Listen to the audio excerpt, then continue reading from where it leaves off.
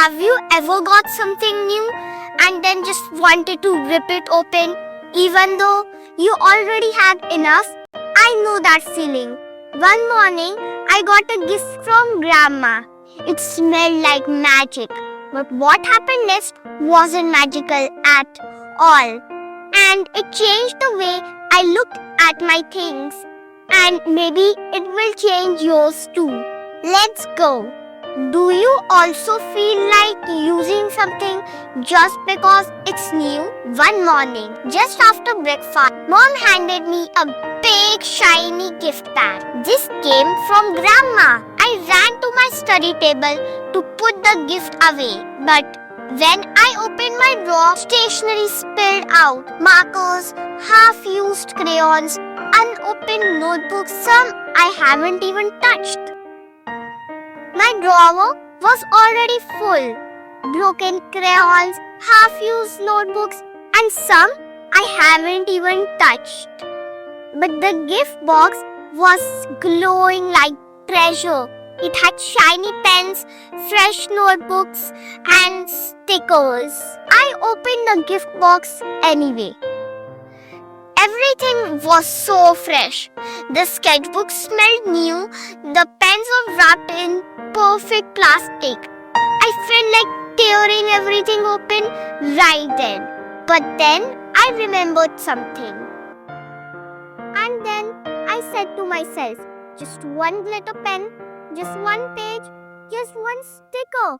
But soon I unpacked almost everything. I was about to pull my drawer to put my new things. And then crash! Everything came out. Spilled ink, half-used notebooks, and broken crayons. My mom came into the room and saw the mess. She did not shout. She just picked up a half-used notebook and said, "Do you think somebody else could have used this better?" She took me to a room and gave me a box. She said, "Put 5 things that are still nice and then I'll give it to the donation drive." Then it was really hard to pick, but soon I picked 5 items. Mom had told me before, when you have too much, it's kind to give some to kids who don't. I opened one glitter pen, just one, then another, then the sketchbook. I started drawing stars. I told myself I would just try it out, but deep down, I knew I wasn't being careful. Later that evening, my drawer couldn't close. I had left all the new and old stationery in a messy pile. While pulling it, everything tumbled down. My sketchbook tore and ink leaked from a pen. Mom walked in and saw the mess. She didn't shout. She just picked up a half-used notebook and said, "Do you think someone else might have used this better?" I looked at all the scattered things. Many were just used once, some never. I imagined a kid smiling while holding just one of these things. I didn't even need all of them. That weekend, Mom gave me a small empty box. Pick 5 things someone else can use, not the old ones that are still nice. I paused. It was hard, but I chose. The next day, we gave the box to a nearby donation drive.